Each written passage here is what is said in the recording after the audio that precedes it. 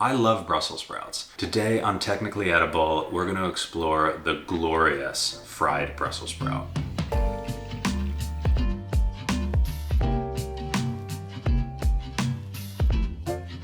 First step on today's journey is in the kitchen, where we're going to see how to make what I think is the best version of this amazing brassica.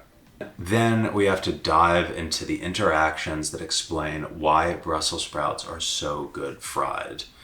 We're going to look at the Maillard reaction, we're going to look at convection, and we're going to look at surface area. It's going to be boring. And to cap it off, I'm going to share 3 great tips to use what we've learned if you don't want to set up a fryer at home. We are about to see the greatest, the goat of Brussels. Let's get started. So we have to start with Brussels sprouts. We have mint, some mint leaves. I'm a nerd, I pick my mint when I buy it. Any fresh herb will work. I had mint. Honestly, would have preferred maybe some other herbs, but mint, delicious. We have some black pepper, the most classic in the most classic of jars.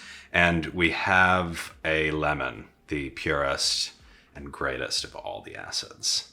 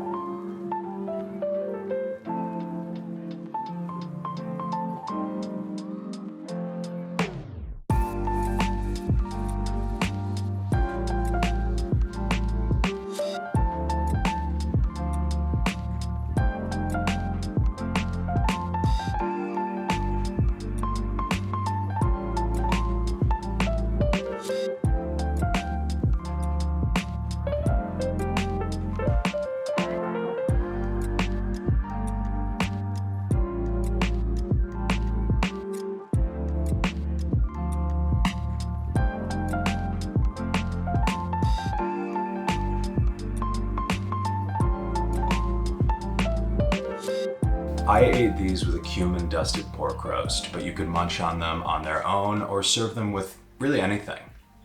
So why are Brussels so good deep fried? Any roasted food is made delicious by the color on the outside. This is the result of something called the Maillard reaction.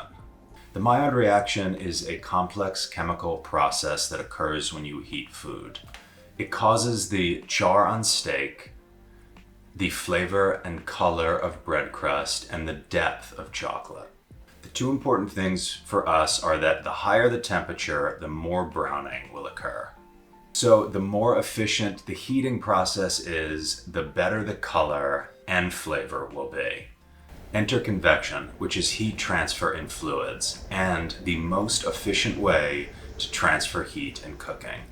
Deep frying oil, being relatively dense, is particularly effective at using convection. So it is one of the best ways to create the Maillard reaction. The other important thing to keep in mind is that practically the Maillard reaction can only occur on the surface of foods. So surface area is king.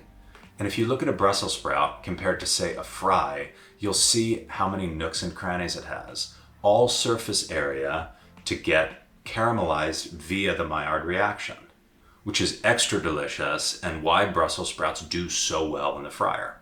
So you don't want to fry. I'm not mad. Here are 3 tips to use what we've learned if you don't want to set up the fryer at home. First, quarter your Brussels sprouts. If you leave them whole or even just cut them in half, you're going to get either none or half as much surface area for browning. Pan sear instead of oven roasting. This way you can still get the convection from the hot oil and supercharge your browning. Third, if you must pan roast, drizzle the pan first with olive oil and then cook the Brussels sprouts all face down. This way, you're going to use the convection of the hot oil to still create more surface area browning.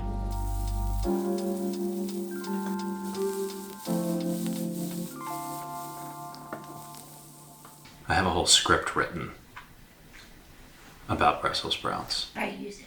I should probably use it, right?